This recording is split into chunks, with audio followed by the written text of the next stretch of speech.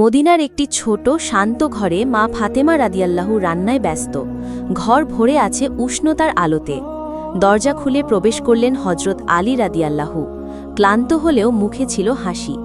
মা ফাতেমা রাদিয়াল্লাহু স্নেহ ভরে তাকে স্বাগত জানালেন।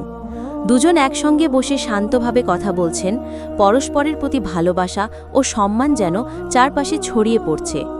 রাতের আকাশের নিচে হাত ধরে আল্লাহর কাছে দোয়া করছেন।